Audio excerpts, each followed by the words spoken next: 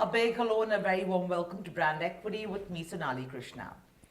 Now, today I'm going to be interviewing a personality who, every time I interview him, the moment just becomes more epic. And the last time I interviewed him, which was actually earlier this year, I didn't think it would get any bigger. But alas, this gentleman not just makes India proud and the advertising and marketing world proud, he just doesn't stop. And the gentleman who I'm going to interview and who is seated right in front of me, who I'm so excited to interview, and also specifically because one has followed his career so closely, one cannot feel overwhelmed with emotion for this particular interview. And I don't know how he's going to react, given that this was one man who people were actually, betting on that in the next 2 years we'd see him retire.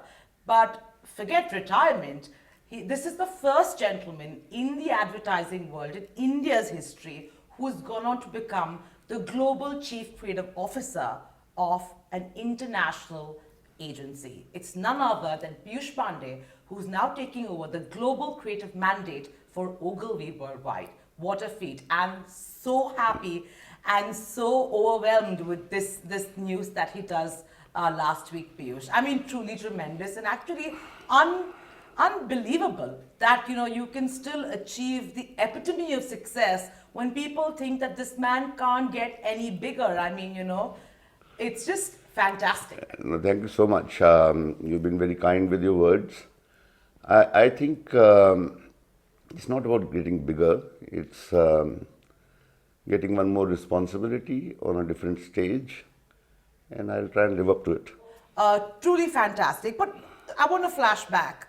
At a time when the entire industry, when there's so much of musical chairs happening and CCOs in India moving from one chair to the other, at that point in time, the speculation was in a year or two, Piyush Pandey will retire.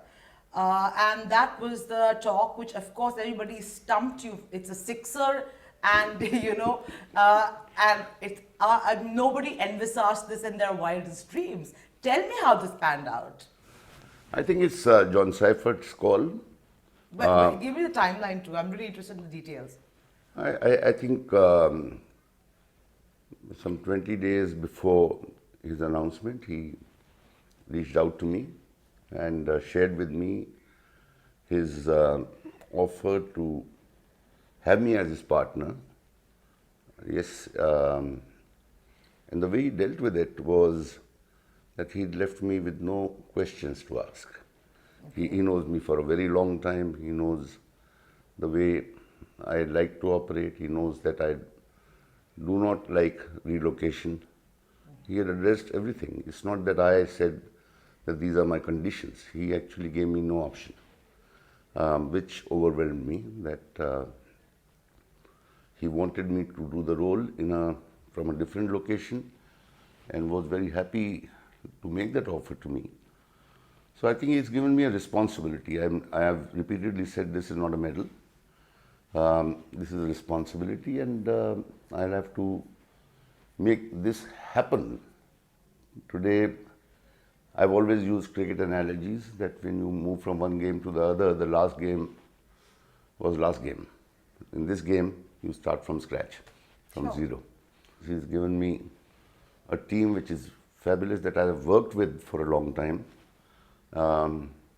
So I've been a player in that team and now been asked to lead the team. I still will have to be a player in the team. Otherwise, if you're not a player who's good enough to be in the team, then how can you be the captain? So Piyush, until 20 days ago, you were saying you didn't have an inkling. No. So this was really a bolt out of the blue, the call. Yeah. Yeah? Yeah. So what's the brief you've been given by him? What does he want you to do? What is the vision that you have for the creative output for Ogilvy Worldwide? See, I still have not had my first direct meeting with him. Sure. But I'm aware of the vision because I'm a part of the Worldwide Board for a long time. I'm Right. part of the Creative Council for a long time. And the ball game never changes. The ball game will never change. It is just that you have to reorganize yourself to the changing world.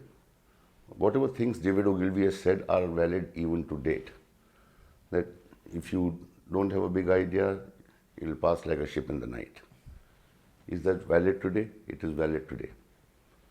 With all the new technology which is available to everybody else, you will still have to be the most loved on that technology. So to embrace technology, to embrace the changing consumer, and yet live up to the principle that you need a big idea, and we will work towards that. And other thing that David had said was, we sell or else. So we have to remember that at all points of time, that we are not artists, we are commercial artists, and a commercial artist's job is to make the message reach and impact whatever the client's objectives are. Absolutely. So that game will not change. But we will work together and see that we are more than relevant in a changing world. Right. Piyush, that's never been your problem. You've always been a commercial artist. I mean, it's always been real. It's always been etched in culture, and it's always, delivered the product in a manner of favor to the audience in a way that is very amicable and affectionate and all of that. That's never been your issue where you've played the game for awards. My point is, but this new, in your opinion, this new portfolio, I'm assuming you'll do a lot of travel now coming forward. I don't think I'll be traveling that much. No? I was traveling enough. Okay. If you're part of the creative council, the person leading the team meets the team. I was the team. Now I lead the team. So it's not that I'll have to travel too much. I will travel whenever required. Okay. But the requirement has also been specified to say that there's not too much travel. Okay. That's the first way of embracing technology. That's true. Yeah, but I mean, in terms of ensuring output from regions, bettering their quality of work, See, I'm a believer there are fantastic players who are already doing the kind of stuff which has made Ogilvy reach where it has reached. We have to stay together and respect each one, and respect each one's culture. And, Sure. and in my belief, reach out with support when you're asked for support. Otherwise, believe in your players. You can't bat for them. You can have a team meeting and say, okay, are we in alignment? And you can discuss together and chalk the course. Thereafter, if you don't trust in people, then you can't run it anyway. Because if somebody is working in, say, Norway, Sure.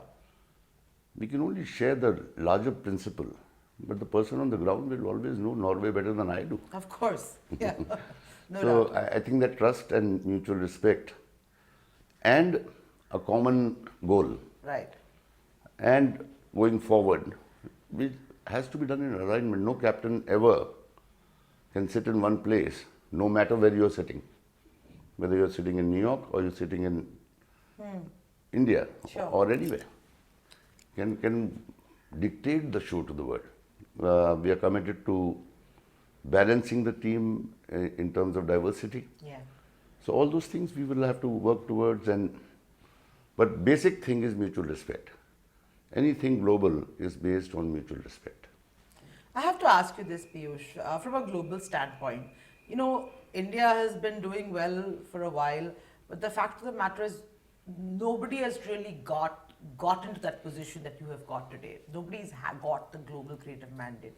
We've seen people from other emerging economies that have moved up, but this is a real big deal for us. It's a real stepping stone for us, for somebody to reach, the global level. Tell me what in your opinion swung it? I think if we go by John Seifert's note, I'm also referring to change of perspective here, from to look at India as a region, to look at minds here as people who can lead the global team. I have been respected by the global team for a long time. Okay. And so it's not that it's a statement. It is, as John has described it, that I have lived the values of David Ogilvy for 36 years. So that must have been one of his considerations, that somebody who believes in Ogilvy and somebody who believes in a changing world, and somebody that he knows very well. And he must have also observed that all of us get along very well in the Creative Council of the world. So after that, you can only ask him.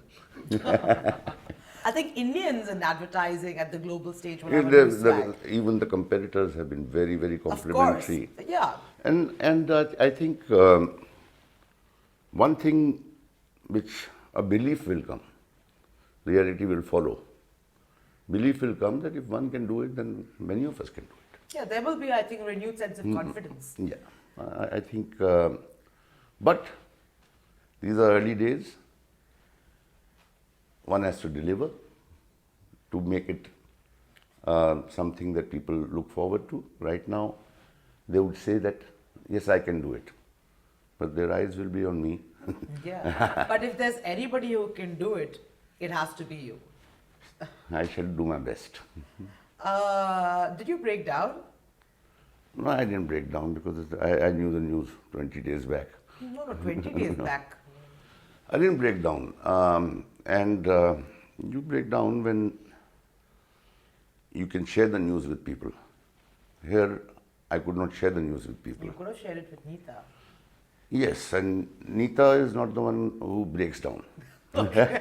So, yes, she was very thrilled. Yeah.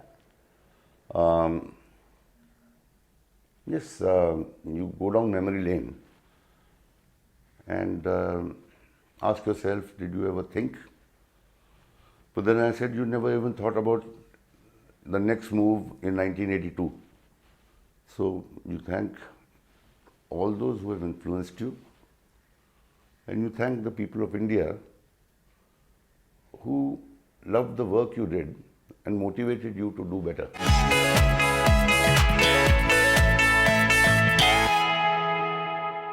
In a day to day, when you look at senior creative people in the industry, and I'm talking India specific, actually even globally, you see people moving quite quickly, right? There is no real stability in the top.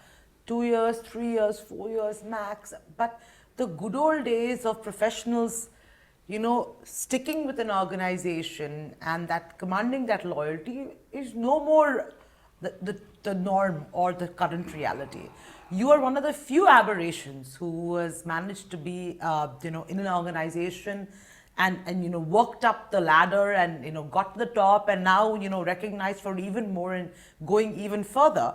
I mean, would you say that having the patience to stick it out in an organization, despite, let's say, bad times, you know, severe downs and all of that, actually pays off in the long run? I am a believer that you must have a good reason to leave anything that you're doing. Most people leave because of a bad boss.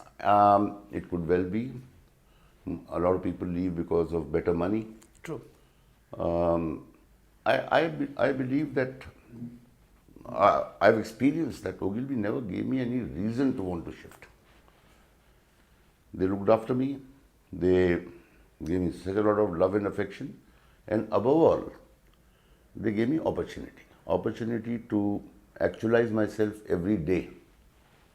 So there was no reason for me to leave. I would say that there are many options today to the youngsters. Give it a fair chance. Don't jump immediately. Unless you give it a fair chance, you might regret it. That you made a move and actually it was not that bad. So, yes, chase your passion. Don't chase too many passions. Figure out what you want to do and give yourself a chance. You know, having said that, don't chase too many passions. every time I've interviewed you, I mean, I don't think you ever, I mean, while it seems very odd to look at a person who's achieved so much and say that it's impossible, you didn't have ambition. But I don't know, I get the sense like you never chased the top job even here.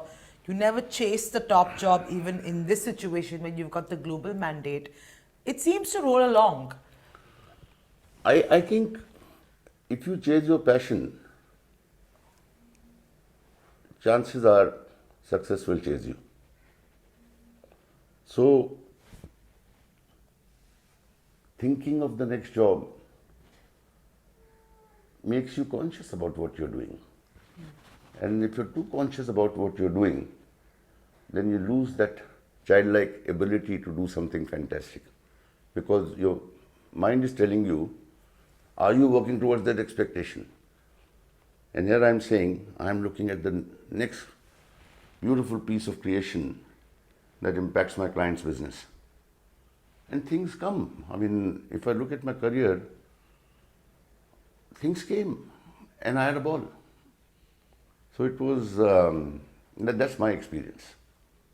I mean, if you are having trouble at any point, fair enough, change your job.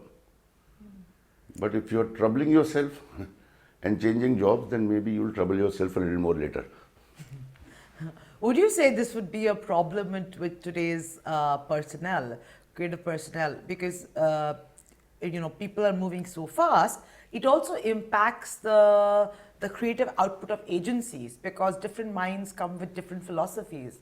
And so if you have an unsteady top position and unsteady value systems, it will impact the entire organization. Yeah, it becomes a start and stop. Exactly. So even if it doesn't impact you in the short term, it impacts you in the long term in terms of the belief with which you run an agency. And every agency must have a soul. So the soul, if it keeps changing all the time, then it can be disturbing. And Ogilvy Worldwide actually has had a fantastic record of stability. I mean, look at John Seifert. Did you know that he spent 2 more years than me at Ogilvy? No idea. You finished with 33 years? 36. 36 years. 36 and Wow. he spent 38. Wow. And there are many of us like that. And I'm sure there are people like this in other agencies too. I'm saying that if somebody is there to kind of be the soul keeper, and freshness we keep adding. Otherwise, we'll be an agency of very old people. We need young people, we need young minds, we need people who challenge us. Our job is to find such people and make them feel wanted and give them the opportunity. I mean, the model has not been very different at Ogilvy India if you follow it. Yeah, absolutely.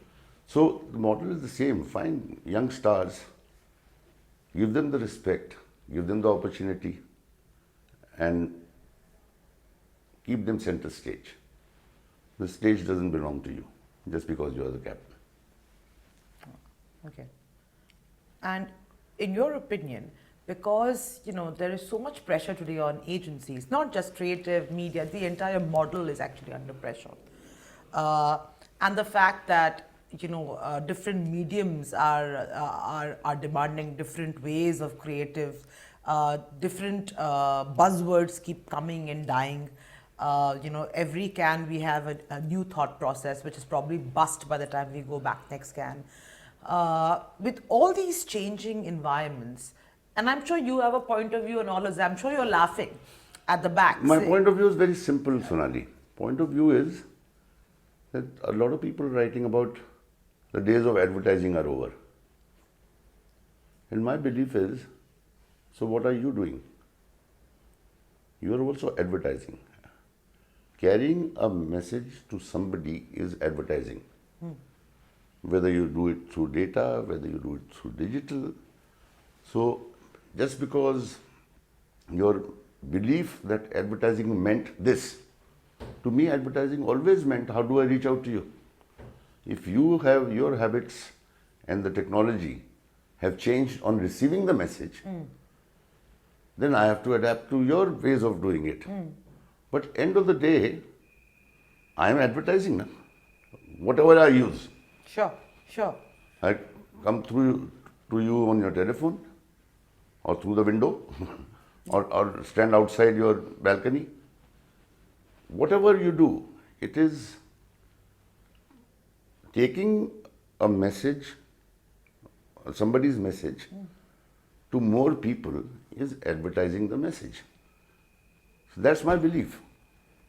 So agencies, all of us, will have to embrace these things and stay relevant. I mean, why should advertising be irrelevant?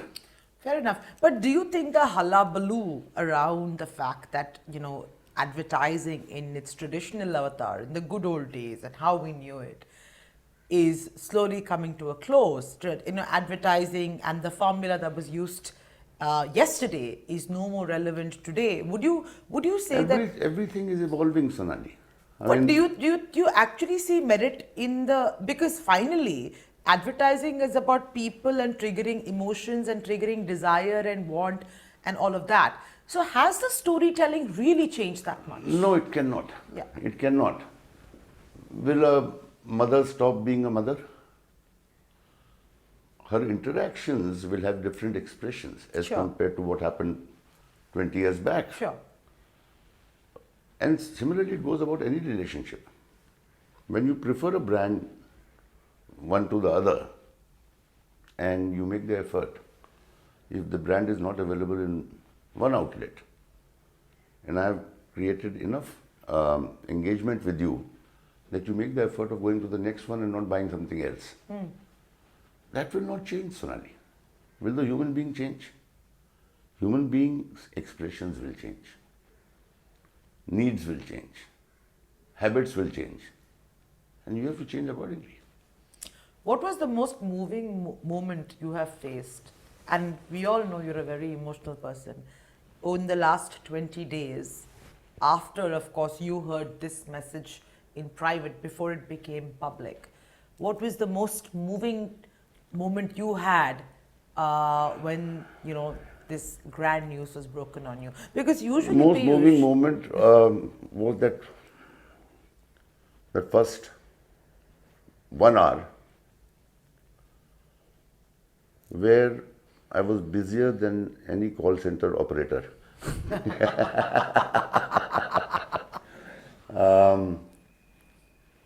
And all kinds of people, some of them who have nothing to do with advertising. A retired justice sent me a message. wow. And I don't know what connection he has with advertising. He's probably followed whatever you people cover on me. And the most moving content, if I take it out from all the messaging that took place, was everyone was cheering for India. If I show you those messages, I mean, somebody has written, I forget the name, who's written that from another agency, that Piyush belongs to all of us, No doubt. to India.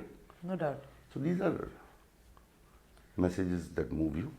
There is you, and then there are a large part of the industry today, which if you just zoom out and look at what they're up to, you feel there is a sense of discontentment, whether it be a sense of discontentment with their employers, because holding companies seem confused at the moment. I think they're also recalibrating, or it be in terms of clients, or in terms of remuneration, or in terms of their own personal growth and where they should have been. There seems to be overall a sense of discontentment. Would you say that this discontentment is justified and is transitionary for the complicated times we live in? I would not make a sweeping statement. Yes, there are transitions that happen. If you are a believer and believe that the transition is real, then you'll hang in there and you're a part of the team that's going through a transition. And if your problems are huge, then I would urge you to quit, because you would be a very unhappy character who will be spreading the doom amongst others who are around you. I have to, before I end this interview, I have to say, I think this great feat unfortunately has come to you when Ranjan's no more. But sometimes I think maybe in his heavenly abode, he blessed this for you. Are you determined to make me cry? Yes. Try very hard. No, Ranjan was my mentor. Ranjan was my friend, my boss, and a great motivator. A lot of things I've learned from him, and I'm sure he'll be blessing me from wherever he is. And that's the message that his wife sent me. Wow. Well, on that note, Piyush, so happy for you. I think the media at large, the industry at large, could not have asked for a better close for 2018. What a close it's been. And I want to thank you and the media